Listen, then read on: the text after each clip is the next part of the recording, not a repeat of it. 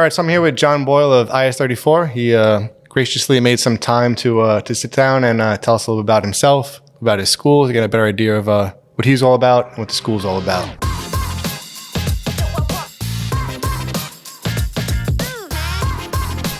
Well, we welcome you here today. We're excited to be involved in this. I think it's my first podcast ever, so I'm a little nervous, but excited at the same time. So welcome to IS34. Thank you. Video podcast. Video podcast, too. Might just be like a video interview, I guess.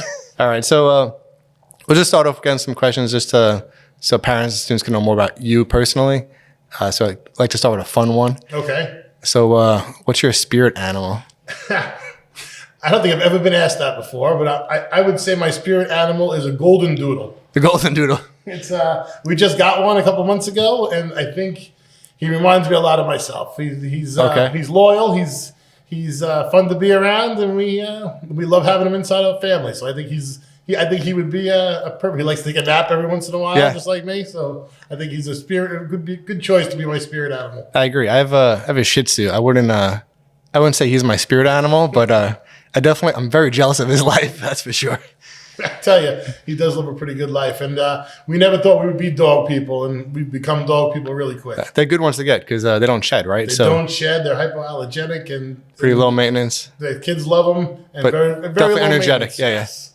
Do you have like an all-time favorite book? You know, we read a lot of books, especially in this job. We're always trying to keep up to date with books that kids want to read and try to find interesting choices. I just read The Outsiders, and probably the second time I've read it in my life, and it probably is up there on my all-time favorite list. Is there anything specific about it that, I guess, re-excited your love of it? You know what? I read it with my son, and who's an 8th grader right now, and you know what? The way he enjoyed it really made me start to appreciate it more, and like how he related to the book, and it just made me feel proud that it's a book that we've exposed kids to over the years, and I was happy to see that he's reading it in a different school. That's awesome. What kind of student were you like in middle school? You know, I was a pretty good student in middle school. I think I fooled around a little bit. I had a lot of fun in middle school. I went to Sacred Heart on the North Shore. Small, only 20 kids in my class. Definitely a lot different. A lot different than, an 1,100 person middle school that we're in now. But I had a really good time in middle school at Sacred Heart, and some of my best years and my best friends are still there.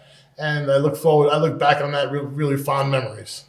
Is there like a specific teacher that was like your best teacher at that time? You know, my 7th grade teacher, Mrs. Moresco, was one of my all-time favorites. And I remember when I was first starting off in education classes at St. John's, I went back to observe her classroom, and she welcomed me back, and I appreciated that. That's pretty awesome. Did you arrange that yourself, or just happen to? We in your first couple of years of ed classes, they actually make you go out and find places to go. Okay. And well, at least they did, a long time ago. And I went back to where I knew I was strong, back to my Sacred Heart days, and they welcomed me back, and I appreciated that. That's awesome. It's good to have that connection. It is. You know what? And we stayed close for a long time. She passed away a couple of years ago, but she was a great lady. Sorry to hear that. Thinking back to staying with that middle school, thinking back to 7th grade, it's a little difficult question because normally you get a question like, what advice would you give yourself when you're 18 or 21? But what advice would you give yourself as a 7th grader? Yeah. You know, it's funny. We were just upstairs. I just finished pizza with the principal with some 6th, 7th, and 8th grade classes, and we were asking our older kids what advice would they give incoming sixth graders, and their advice was interesting. One of the girls said, "Don't get involved in the drama." Right? And I don't think that's the case necessarily for boys. I think boys sometimes are oblivious to the drama. It might be gender specific. Yeah.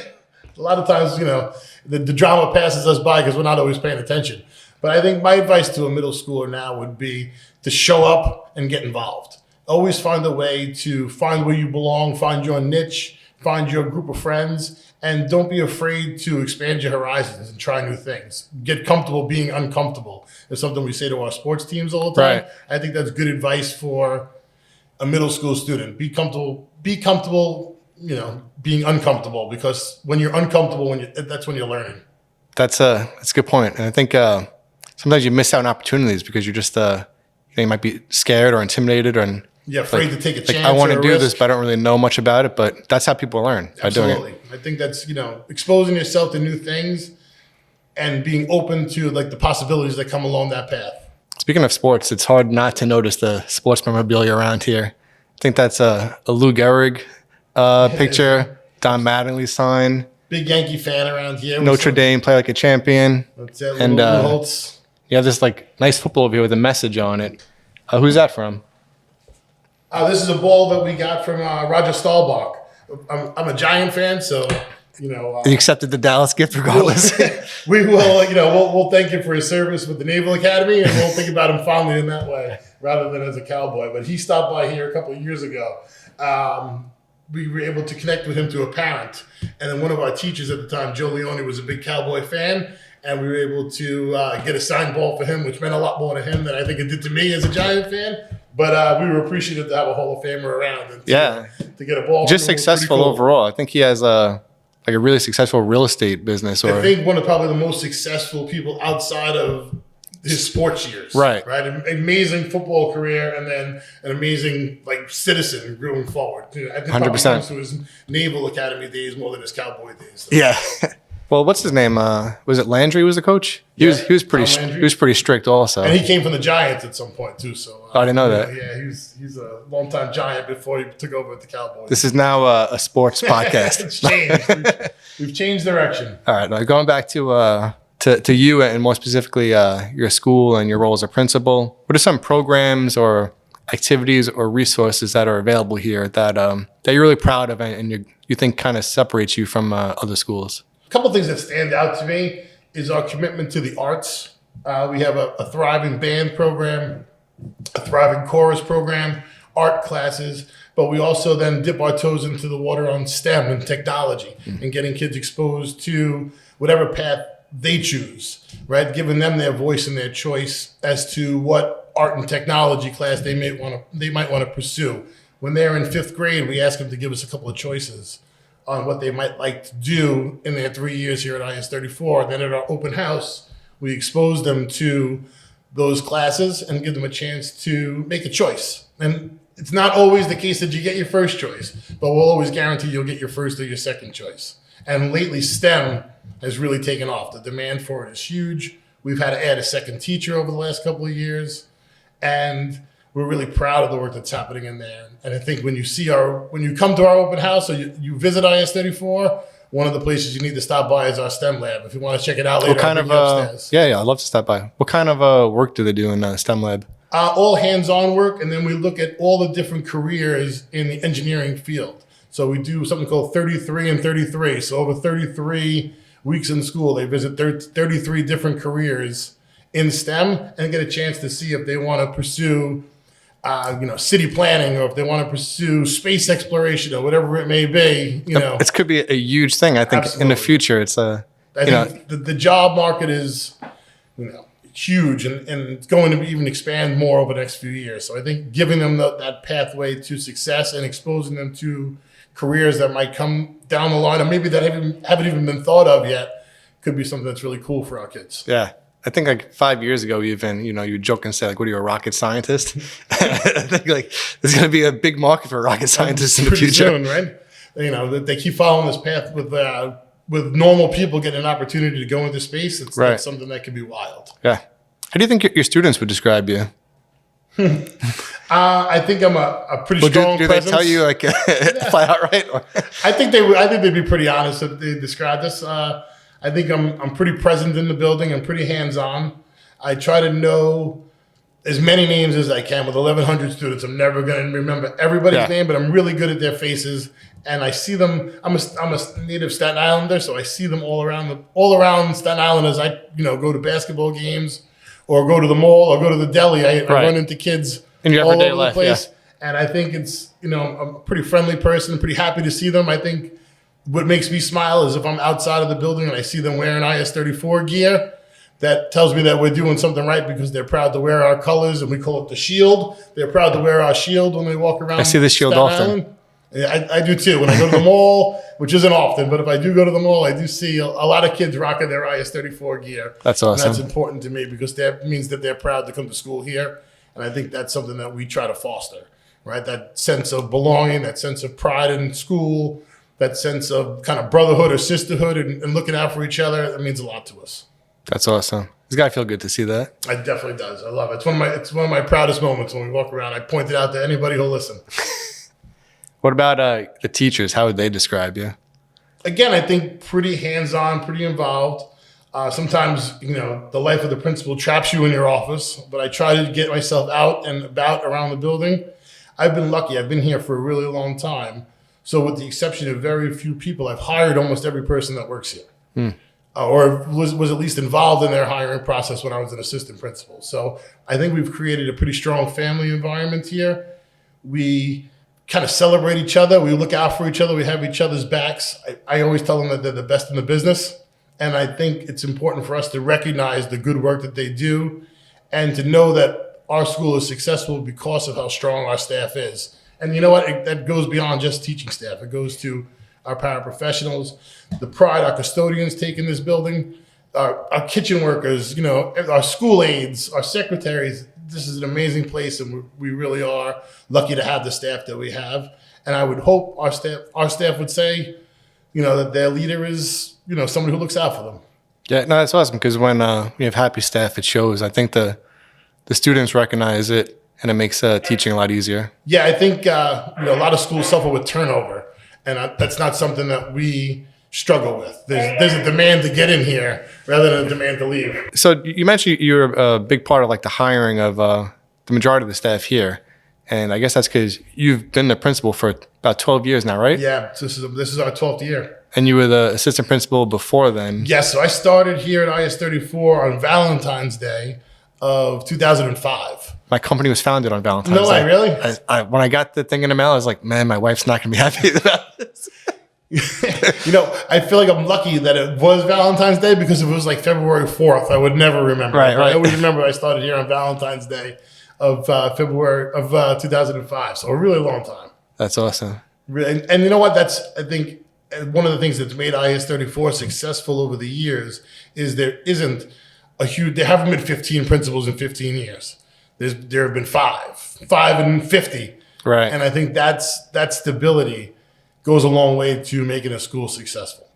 And, my predecessors laid a really strong foundation, and I take pride in building on their good work. And I hope that someday somebody takes the ball from where we left it and they keep running forward. That's awesome. Did you always want to be a principal? I don't think so.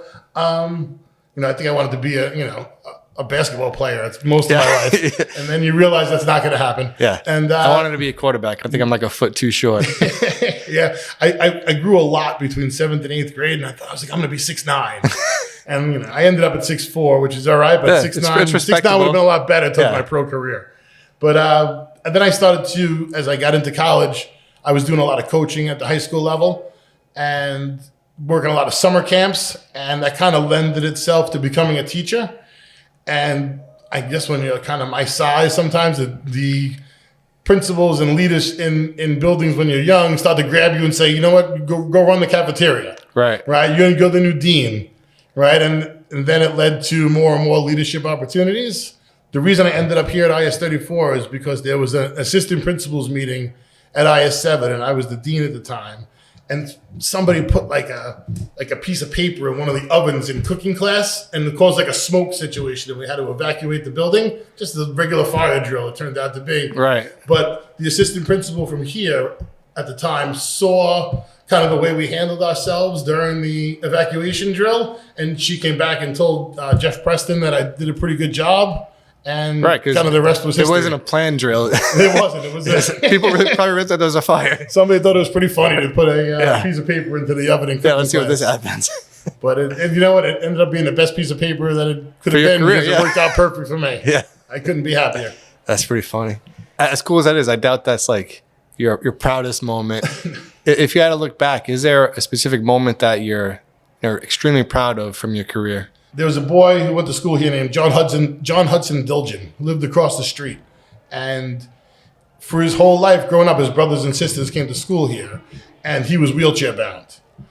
He has a disease called EB, which is harder to say, so we'll stick with the initials. Right. And he wasn't able to get into this building, and he wasn't able to go to school where his brothers and sisters went to school, so he was a champion for himself and a champion for other kids with special needs, and he him and his family pursued the idea of making IS34 fully accessible to all people.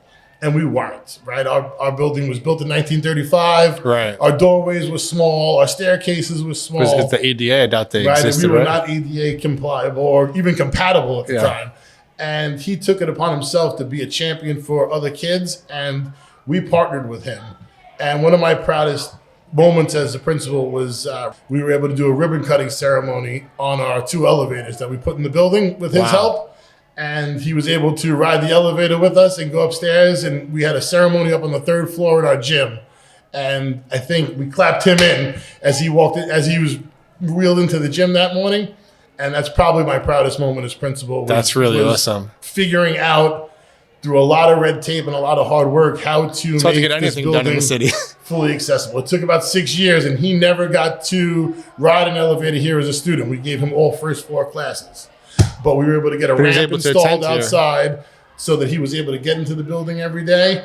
We were creative with the schedule, and we promised him that one day those elevators would be built, and they were, and he was able to come back here and do the ribbon cutting for us. So that's something I'll never forget and something I'll always remember. We have a great picture somewhere in here of the groundbreaking ceremony that he was able to be at, and then the ribbon cutting ceremony for when he got to ride the elevators 5 or 6 years later. So he was able to tend here, just But like he never saw the 2nd or 3rd floor. Okay. Or the basement. And but still, that was a big change because the first seat had no access. Yes, we were able to get a ramp built outside. First of all, a temporary one, and then a more permanent structure as time went on.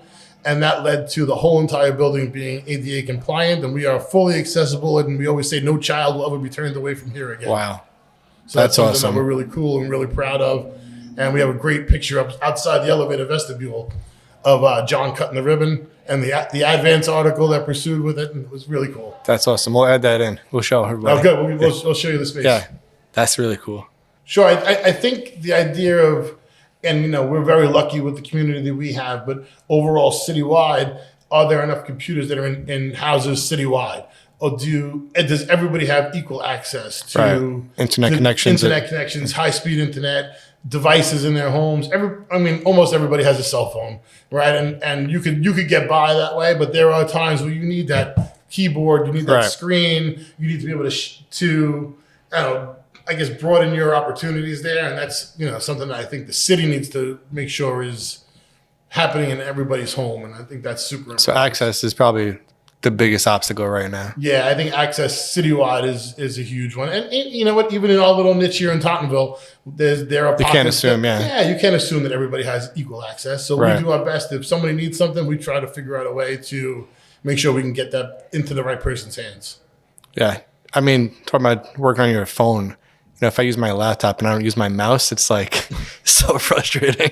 So, everything takes twice as long. Oh, forget it. I still feel like I can run my building from my phone sometimes, but I miss my computer when I sit down. I make mistakes when I use my phone. I'm a lot faster. I'm a lot faster from my desk than I am from my phone.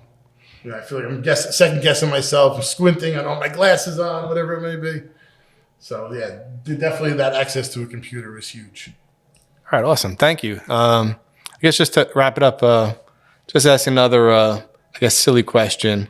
What's the last TV show that you binge watched? At the gym I watch, and I might not look like I go to the gym, but I do go to the gym. Or you watch TV? I watch my different series on my phone. So right now I'm watching The Crown. Okay. I just finished rewatching Breaking Bad, which is one of my all-time faves. I'm only like halfway through that. It's so good. So good. It's my second time watching that. But right now I'm into The Crown. This season, not my favorite so far, but I feel like I'm pot committed and I have to finish it out. And my wife and I are watching The Mosquito Coast on Apple TV right now. Okay. Which is kind of a remake. It's been around. I think Harrison Ford made a movie about it. And sometime like I'll have to check that out. I didn't even hear about that. Pretty cool. Pretty cool show. Awesome. All right. Thank you. Thank you for your time. Yeah, I had a lot of fun. I'm looking forward to see how this looks on TV.